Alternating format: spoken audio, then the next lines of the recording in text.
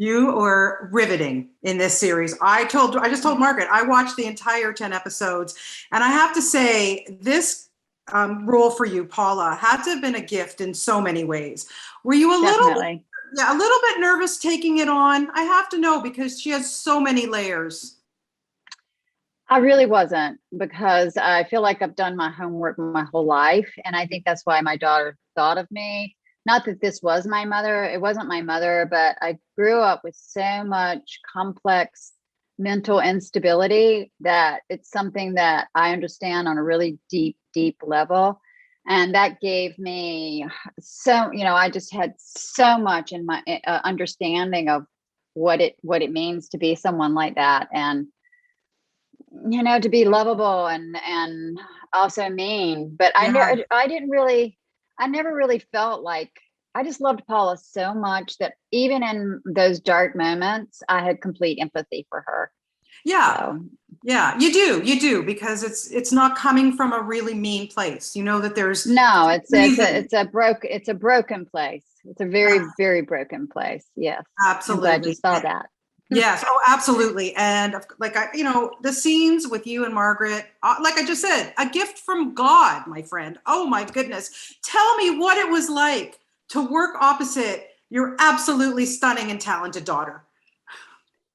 I was so in the moment and so focused on doing a good job, and it was all consuming. It took so much energy to do everything, and I was also at the same time really focused on being Paula, that I had a greater appreciation, I think, for her after I watched the final product, because I wasn't there for everything, so I wasn't seeing everything she was doing. And Yeah. I really feel like her nuanced performance, she does such deep work. Her work comes from the inside out, and you see so much just in her eyes.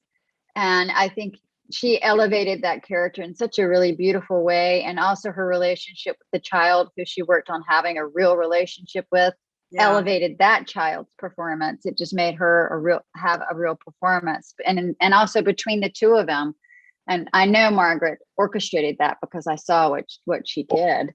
So I Yeah. think that was where I had the appreciation for her. I didn't, when we were doing it, I think I was so busy, I didn't have time to stop and think about it. Yeah, I get it. I get it. You would have gotten lost. It would have been complicated. I get that. And I Yeah. would say, look, you have three children, one, of course, who did not go into the business, two amazing daughters who did. What was the best advice you gave these girls? And, Okay. how did you manage that? Well, my girls grew up dancing, and they did theater too. They did theater and they danced, and Rainey sang. And so they grew up participating in the arts, and also, at a really young age, having to do things independently. And they went off to camps on their own. So they really forged their way as artists. I Yeah. think for me, it's a compliment that they wanted to do what I do. A lot of people would say to me, weren't you scared? I don't know. I think my job's a great job. And Yes. I've always been able to see it as a job, not as a lifestyle. And I think they do the same thing. It's a beautiful job. It's a very artistic craft. And so I wasn't really worried. The advice I gave them was, I told them to really understand what they love, like watch as many movies as they can, and to know who people are. And they're much better than me.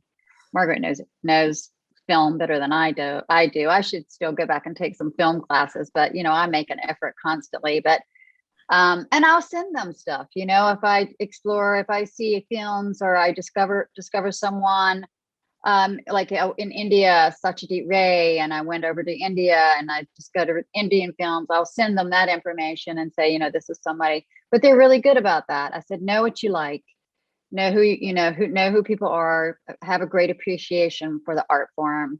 And they did that. I only had to tell them once. So Well, they learned from the best, I have to say. Thank you so much for your time today, Andie. And I got to say, you look phenomenal. I've got Andie MacDowell hair goals. So what do you think? Should I let the gray come in? how old are you? I'm May I ask? 58.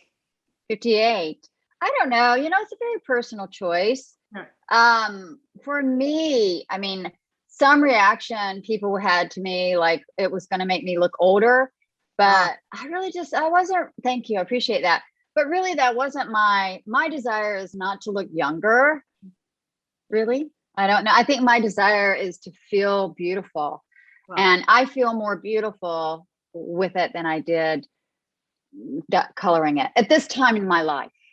There was a time I think it served me to color my hair, and this is just a personal choice. Yeah. For me, I'm stepping into my age. Does that make a sense? A sense? 100%.